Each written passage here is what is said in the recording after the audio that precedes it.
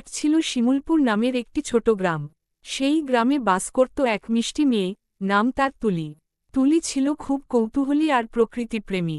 প্রতিদিন বিকেলে সে মাঠে জঙ্গলে ঘুরে বেড়াত, পাখির ডাক শুনত, আর গাছের ছায়ায় বসে আকাশের দিকে তাকিয়ে ভাবত, আকাশের ওপারে কি কেউ থাকে। একদিন গ্রামের পাশের পুরনো বটগাছের নিচে সে দেখতে পেল একটা অদ্ভুত আলো। আগ্রহে এগিয়ে গিয়ে দেখল, একটি ছোট্ট পরী মাটিতে পড়ে আছে। তার ডানাটি ভেঙে গেছে, আর সারা গায়ে ধুলা। তুলি ভয় না পেয়ে বলল, তুমি ঠিক আছো? আমি সাহায্য করতে পারি? পরী একটু হাসল, বলল, আমি ফুলপরী লুনা।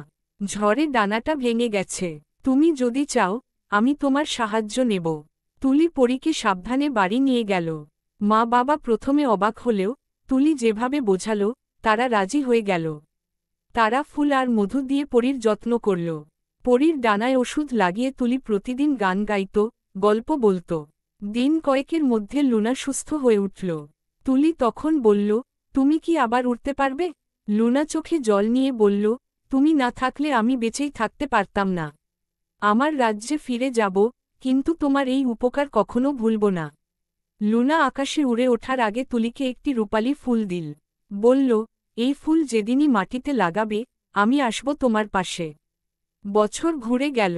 তুলি বড় হল, স্কুলে গেল, পড়াশোনা করল, কিন্তু রূপালি ফুলটি যত্ন করে রেখে দিল।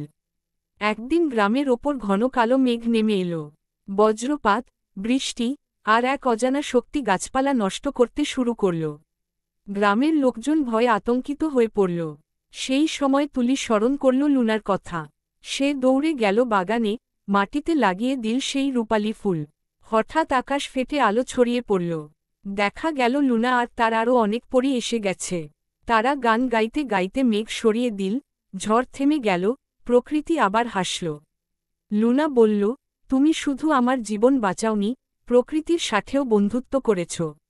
এবার আমি তোমায় পরীর বন্ধু ঘোষণা করছি।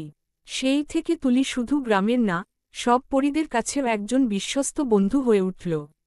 আর রূপালি ফুল, সেটি পরীদের জাদুর চিহ্ন হয়ে শিমুলপুরে চিরকাল ফুটে থাকে।